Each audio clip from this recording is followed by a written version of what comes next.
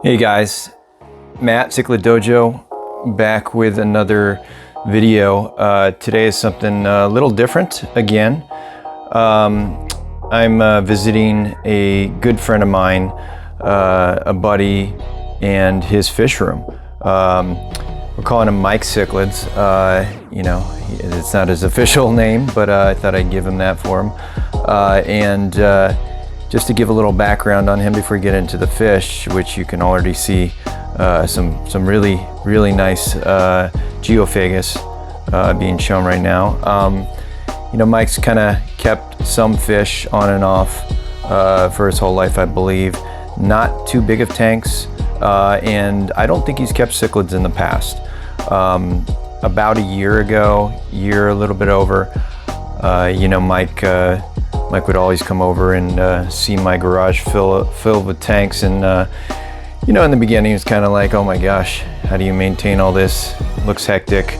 And then after some time, you know, he somewhat convinced himself to try cichlids. You know, I mean, they're amazing fish, so you know, I don't blame him for switching over. And you know, he went from one 10-gallon tank to what I think he has now is about 9 tanks, the largest being a 125-gallon. And he sort of had a different taste than all the cichlids I have. You know, of course, I offered him, you know, his pick at any of the species he wanted in my garage. But you know what? After doing some research, he has a lot of different species that I keep, and it's really neat because I always like to go see stuff that I don't have and look at other people's fish and the way they do their tanks, and I think he's doing a great job. The species right in front of us, a little funny story. He originally wanted to target Geophagus sveni and also redhead tapajos, and I'm not a Geophagus guy by any means, but you know, looking at them now, I don't think there are any redhead tapajos in here. You know, he got them at much smaller size when you know, they didn't have colors or whatnot. I believe he has his sveni, what I can tell, but the fish right in the middle, maybe you guys can help me, you Geophagus guys. I'm guessing that's Geophagus altifron. You know, I have no idea. You know, I try to give him some feedback. I think it's a beautiful fish. But maybe you guys can verify both of those species that you see in the tank. There should only be 2. But yeah, he was sold, I believe 4 or 5 redhead tapajos, and that's what he received right there. I think the sveni order came through, which he has the majority in that tank, should be sveni. But this other fish, that's my guess, probably an altifron. So please leave in comments whether or not you think I'm right with that guess of a species, or if you think it's something else, you know, a different Geophagus. So moving on to another tank. So that prior tank was a 125-gallon. This tank is a 75-gallon, and he's actually come a long way with these species. You'll see these Nano luteus in here, and those he got at a really small size. I think a couple weeks old, and he's done great with them. You can see them grown out to maybe 2 to 3 inches now, and they're looking really beautiful. I'm thinking about that now after watching these. He also has some firemouth fry in here, which I believe was one of his first spawns a while ago, and he's growing these guys out. So the tank is absolutely amazing to watch, but these Nano luteus, in my opinion, you know, they're still in the show, but these firemouths are, I think, right around the corner from really starting to show some good coloration, some of the reds in the throats. Yeah, tell me what you guys think of this tank, and hopefully he's successful at spawning some of those Nano luteus. I might be next in line for those, so we'll see there. Moving on, this is a third tank. I believe this is only a 40-gallon, but he plans on moving these to a 75-gallon soon. I believe these are called Threadfin acaras or Hecali. And I kind of got these initially. I've never kept them. And I think he had planned to keep them with the other Geophagus. But then I believe his son wanted to have them in his room, and that's where this tank is. And so there should be 3 Hecali in here. And this is my first time seeing them in person since he got them. And I think they just look absolutely amazing, incredibly beautiful species. And it just might be another one of those that it's making them go to the list of stuff I want to keep someday. I think the fish looks great. And as far as only having 3 in this tank, I was a little bit skeptical.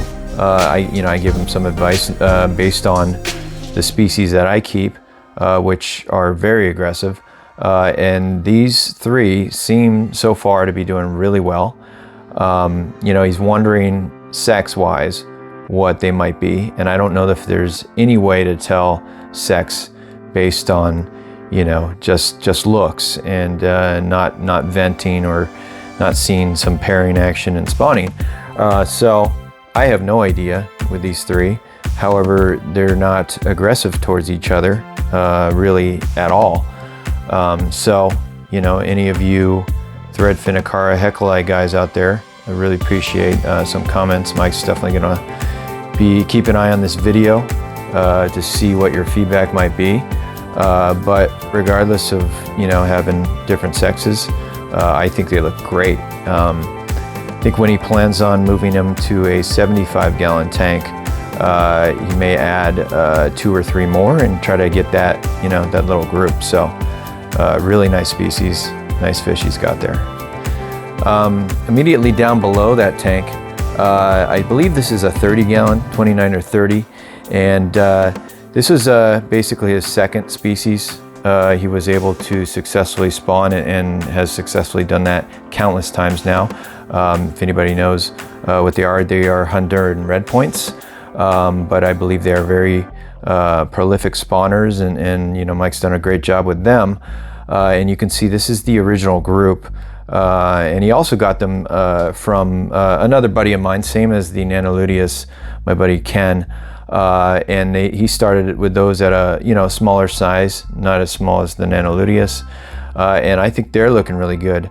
They may be a little shy right now, not showing their true coloration here in this video. We put the lights on to try to get some footage.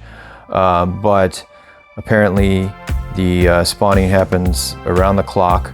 I think he might have 2 or 3 batches of fry and might be basically ignoring future batches, and that's how you kind of can tell that the group is doing well. They're spawning regularly. I don't see any fish getting beat up, so the little group thing is doing really good for him.